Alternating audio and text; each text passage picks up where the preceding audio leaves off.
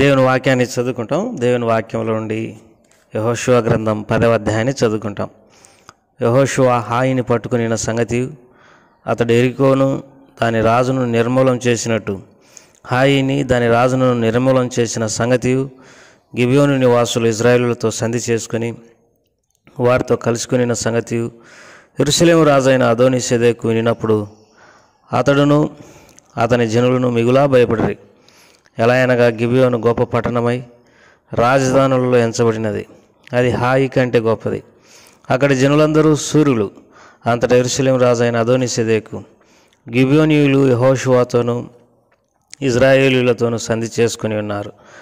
మీరు నా యొద్దకు వచ్చి నాకు సహాయం చేసిన యెడల మనం వారి పట్టణమును నాశనం చేదుమని హెబ్రోను రాజైన ఓహామునొద్దకును, యర్మూతు రాజైన పీరామునొద్దకును, లాకీసు రాజైన యాఫియా యొద్దకును, ఎగ్లోను రాజైన దేబీరునొద్దకును వర్తమానం పంపెను.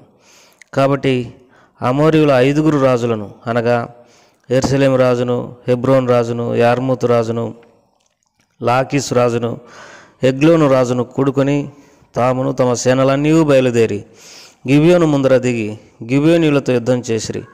గిబియోనీయులు మాన్యములలో నివసించు అమోరీయుల రాజులందరూ కూడి మా మీదికి దండెత్తి వచ్చి ఉన్నారు గనక నీ దాసులను చేయి విడవక త్వరగా మా యొద్దకు వచ్చి మాకు సహాయం చేసి మమ్మల్ని రక్షించమని గిల్గాలులో దిగి ఉన్న పాలెంలో యెహోషువకు వర్తమానం పంపగా, యెహోషువను అతని యొద్దనున్న యోధులందరూ పరాక్రమంగా సూర్యులందరూ గిల్గాల్ నుండి బయలుదేరి. అప్పుడు యెహోవా వారికి భయపడకము, నీ చేతికి వారిని అప్పగించుచున్నాను, వారిలో ఎవడును నిదుట నిలవడని యెహోషువతో సెలవేగా, యెహోషువ గిల్గాల్ నుండి ఆ రాత్రంతయు నడిచి వారి మీద హఠాత్తుగా పడెను. అప్పుడు యెహోవా ఇజ్రాయేలు ఎదుట వారిని కలవరపరచగా, యెహోషువ గిబియోను ఎదుట మహాఘోరంగా వారిని హతం చేసెను. బెత్‌హోరోనుకు పైకి పోవు మార్గమున అజేక వరకును మక్కేదా వరకును యోధులు వారిని తరిమి హతం చేయుచు వచ్చిరి. మరియు వారు ఇజ్రాయేలుల ఎదుట నుండి బెత్‌హోరోనుకు దిగిపోవు త్రోవను పారిపోచుండగా వారు అజేకాకు వచ్చే వరకు యెహోవా ఆకాశం నుండి గొప్ప వడగండ్లను వారి మీద పడజేసాను గనక వారు దాని చేత చనిపోయిరి. ఇజ్రాయేలీయులు కత్తి వాత చంపిన వారికంటే ఆ వడగండ్ల చేత చచ్చిన వారు ఎక్కువ మంది అయిరి.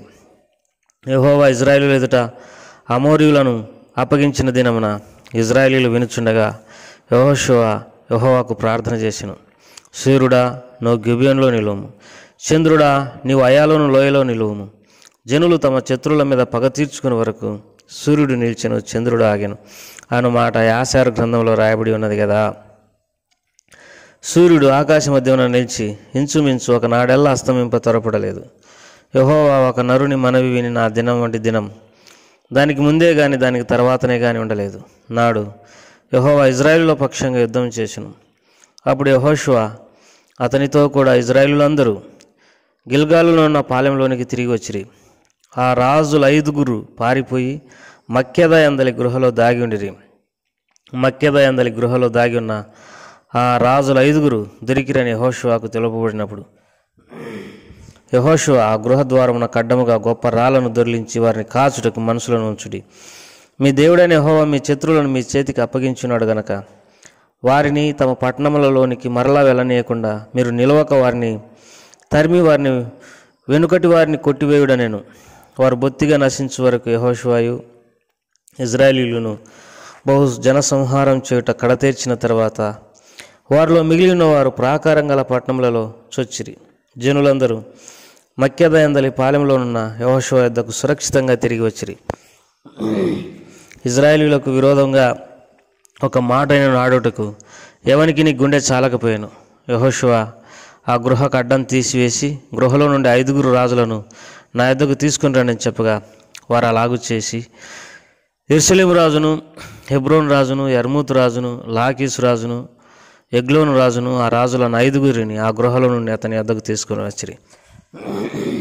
వారు ఆ రాజులను వెలుపలికి రప్పించి యెహోషువ యొద్దకు తీసుకొని వచ్చినప్పుడు యెహోషువ ఇజ్రాయేలులందరినీ పిలిపించి తనతో యుద్ధమునకు వెళ్ళి వచ్చిన యోధుల అధిపతులతో, మీరు దగ్గరికి రండి, ఈ రాజుల మెడల మీద మీ పాదములను ఉంచుడని చెప్పగా వారు దగ్గరికి వచ్చి వారి మెడల మీద తమ పాదములు ఉంచిరి. అప్పుడు యెహోషువ వారితో, మీరు భయపడకుడి, జడియకుడి, దృఢత్వం వహించి ధైర్యంగా నుండుడి. మీరు ఎవరితో యుద్ధం చేతురో ఆ శత్రువులందరికీ యెహోవా విరిగి చేసినట్టు చేయను నేను. తర్వాత యెహోషువ వారిని కొట్టి చంపి 5 చెట్ల మీద వారిని ఉరి తీసెను.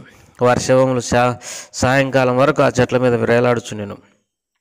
ప్రొద్దుగుంకు సమయమైన యెహోషువ సెలవీయగా జనులు చెట్ల మీద నుండి వారిని దించి వారు దాగిన గృహలోని ఆ శవములను పడవేసి ఆ గృహద్వారమున గొప్ప రాళ్లను వేసిరి.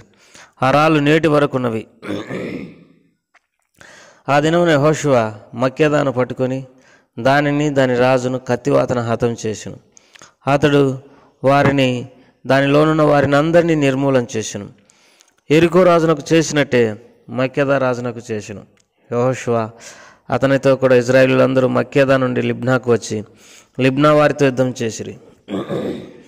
యెహోవా దానిని దాని రాజును ఇశ్రాయేలీయులను అప్పగింపగా వారు నిశ్శేషముగా దానిలోనున్న వారిని అందరినీ కత్తివాత హతం చేసిరి. అతడు యెరికో రాజునకు చేసినట్లు దాని రాజునకు చేసెను. అంతటా యెహోషువ అతనితో కూడా ఇశ్రాయేలీయులందరూ లిబ్నా నుండి లాకీషునకు వచ్చి దాని దగ్గర దిగి లాకీషు వారితో యుద్ధం చేయగా యెహోవా లాకీషును ఇశ్రాయేలీయుల చేతికి అప్పగించెను. వారు 2వ దినమున దాన్ని పట్టుకొని తాము లిబ్నాకు చేసినట్లే దానిని దానిలో ఉన్న వారిని అందరినీ కత్తివాత హతం చేసిరి. లాకీషుకు సహాయం చేయుటకు గేజెరు రాజైన హోరాము రాగా యెహోషువ నిశ్శేషంగా అతని జనులను హతం చేసెను. అప్పుడు యెహోషువయు అతనితో కూడా ఇశ్రాయేలీయులందరూ లాకీషు నుండి ఎగ్లోనునకు వచ్చి దాని ఎదుట దిగి దాని నివాసులతో యుద్ధం చేసి ఆ దినమున దాన్ని పట్టుకొని కత్తివాతను వారిని హతం చేసిరి. అతడు లాకీషును చేసినట్టే దానిలోనున్న వారిని అందరినీ ఆ దినమున నిర్మూలన చేసెను. అప్పుడు యెహోషువయు అతనితో కూడా ఇశ్రాయేలీయులందరూ ఎగ్లోను నుండి హెబ్రోను మీదికి పోయి దాని జనులతో యుద్ధం చేసిరి. దానిని పట్టుకొని దాని రాజును దాని సమస్త పురములను దానిలోనున్న వారిని అందరినీ కత్తివాతన హతం చేసిరి. అప్పుడు ఎగ్లోనునకు చేసినట్టే దానిలోని వారిని అందరినీ నిర్మూలన చేసెను. అప్పుడు యెహోషువయు అతనితో కూడా ఇశ్రాయేలీయులందరూ దేవీరు వైపు తిరిగి దాని జనులతో యుద్ధం చేసి దాని రాజును దాని సమస్త పురములను పట్టుకొని కత్తివాతను హతం చేసి దానిలో ఉన్న వారిని అందరినీ నిర్మూలన చేసిరి. అప్పుడు హెబ్రోనుకు చేసినట్లు లిబ్నాకును దాని రాజునకును చేసినట్లు అతడు దేవీరునకును దాని రాజునకు చేసెను. అప్పుడు యెహోషువ మన్న ప్రదేశమును దక్షిణ ప్రదేశమును షెఫేలా ప్రదేశమును సిరియల ప్రదేశమును వాటి రాజులనందరినీ జయించెను. ఇశ్రాయేలీయుల దేవుడైన యెహోవా ఆజ్ఞాపించినట్లు అతడు శేషమేమీ లేకుండా ఊపిరి గల సమస్తమును నిర్మూలన చేసెను. కాదేశు బర్నేయ మొదలుకొని గాజా వరకు గిబియోను వరకు గోషెను దేశం అంతటిని యెహోషువ జయించెను. ఇశ్రాయేలీయుల దేవుడైన యెహోవా ఇశ్రాయేలీయుల పక్షంగా యుద్ధం చేయుచున్నాను గనుక ఆ సమస్త రాజులనందరినీ వారి దేశములను యెహోషువ ఒక్క దెబ్బతోనే పట్టుకునేను. తర్వాత యెహోషువయు అతనితో కూడా ఇశ్రాయేలీయులందరూ గిల్గాలులోని పాలెమునకు తిరిగి వచ్చిరి. చిన్న ప్రార్థన చేసుకుంటాం ప్రభు సాయం కొరకై. ప్రేమగల తండ్రి, దయగల ప్రభా, మీ పాదములకు వందనములు, స్తోత్రములు, నమస్కారములు చెల్లిస్తూ నేను స్తుతిస్తూ ఆరాధిస్తుంటున్నాం. శ్రేష్టమైనటువంటి నీ వాక్యాన్ని మీరు మాకు ఇచ్చినందుకై స్తోత్రములు. నీ శక్తిని మేము ధ్యానించడానికి సహాయం చేయమని యేసు ప్రభువారి నామం పేరట స్తుతించి ప్రార్థించేటి వేడుకుంటున్నాం తండ్రి. ఆమేన్. ప్రియమైన సోదరి సోదరులారా, మీ అందరికీ యేసుక్రీస్తు నామం పేరట శుభములు తెలియజేస్తూ ఉంటున్నాం. ఈ దినం యెహోషువ గ్రంథం 10వ అధ్యాయాన్ని చదువుకున్నాం. ఈ 10వ అధ్యాయంలో అమోరీయుల రాజులైన 5 మందిని ఏ రీతిగా దేవుని శక్తి చేత యెహోషువ చంపినాడో ఇక్కడ మనం చదువుకోగలం. మరి దేవుని వాక్యంలో ఈ మాట రాయబడింది. అమోరీయుల రాజులు హెబ్రోన్ రాజు, హోహామును, యర్మూతు రాజు అయిన పీరాము, లాకీషు రాజు యాపియా, ఎగ్లోను రాజు అయిన దేబీరు, వీరందరూ ఇశ్రాయేలీయుల మీదకి యుద్ధానికి వచ్చినారు. అయితే మరి దేవుడు ఇశ్రాయేలీయులను కాపాడినాడు. ఆ సంగతి దేవుని వాక్యంలో మనం చదువుకుంటాం.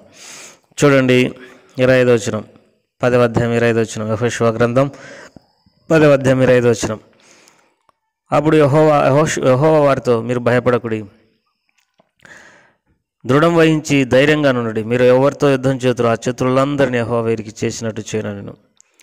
కాబట్టి దేవుడే ఈ యుద్ధాన్ని జరిగించినట్టుగా మనం చూడగలం. ఇజ్రాయేలులకు అనేక మంది శత్రువులు.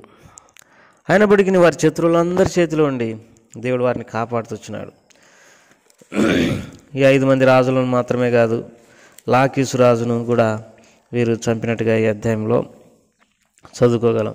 లిబ్నా రాజును కూడా వీరు చంపినట్టుగా చదువుకోగలం.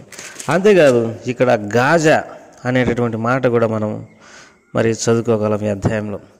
ప్రియమైనటువంటి వారులారా, దేవుడు మరి ఇశ్రాయేలులకు ఎంతో సహాయం చేసి మరి దేవుడు ఎంతో ఆ శత్రువుల చేతిలో ఉండి వారిని తప్పిస్తూ వచ్చినట్టుగా దేవుని వాక్యంలో మనం చూడగలం.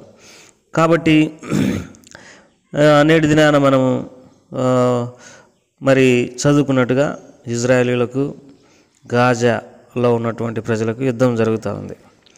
లేకపోతే ఆ చుట్టుపక్కల ఉన్నటువంటి ఎంతోమంది వ్యక్తులతో, దేశాలతో వారికి యుద్ధం జరుగుతూ ఉంది. అయినా మనం వారిని గురించి ఆలోచించినప్పుడు దేవుడు వారిని అద్భుతంగా వారి చేతిలో ఉండి తప్పిస్తూ వచ్చినాడు. మరి వారు కూడా ఇజ్రాయేలీలు చెప్పే మాట ఏంటంటే, మాకు ఎంతోమంది శత్రువులు. ఎందుకు వారికి అంతమంది శత్రువులు అని అంటే, దేవుని వాక్యంలో రాయబడింది, వారు దేవుని స్వాస్థ్యం, వారు దేవుని ప్రజలు. వారు నివసించే స్థలం పరిశుద్ధమైన స్థలం. అది ఆదాము అవ్వలను నిర్మించిన లేకపోతే తయారు చేసినటువంటి ఏదైనా తోట, యేసు ప్రభువారి యొక్క శిలువ రక్తం కార్చినటువంటి స్థలం, అబ్రహాము భక్తులందరూ నడయాడినటువంటి స్థలం. ఆ స్థలాన్ని వారు లేకపోతే సాతాను నాశనం చేయాలనే ఎంతో మరి రాత్రింబగలు ప్రయత్నం చేస్తున్నారు. అందుకే వారికి ఎంతో కష్టాలు, యుద్ధాలు. అయినప్పటికీ దేవుడు వారికి తోడుగా ఉండి సహాయం చేసినట్టుగా మనం దేవుని వాక్యంలో చూడగలం. 42వ వచనం 10వ అధ్యాయం యెహోషువ గ్రంథం 42:10. ఇజ్రాయెల్ దేవుడు అనే యెహోవా ఇజ్రాయెల్ పక్షంగా యుద్ధం చేయుచుండెను. మనం చూడండి, మరి అనేక వార్తలు మనం వింటున్నప్పుడు ఇజ్రాయెలులను దేవుడు ఎట్లా కాపాడుతూ వచ్చినాడు. రకరకాల కీడు చేసేటటువంటి ప్రజల నుండి, శత్రువుల నుండి దేవుడు వారిని ఎంత చక్కగా కాపాడి భద్రపరుస్తుంటున్నాడో చూడండి. కొన్నిసార్లు ఇజ్రాయెలు అనేటటువంటి దేశమే మరి ప్రపంచ పటంలో లేకుండా చేస్తామనేటటువంటి వారు అయినా కానీ వారే ఓడిపోతూ వచ్చినారు. ప్రభు వారికి తోడుకుంటూ వచ్చినాడు. నేటి వరకు వారికి తోడుకుంటూ వచ్చినాడు. ఇజ్రాయెల్ను కాపాడువాడు, కొనుకడు, నిద్రపోడు.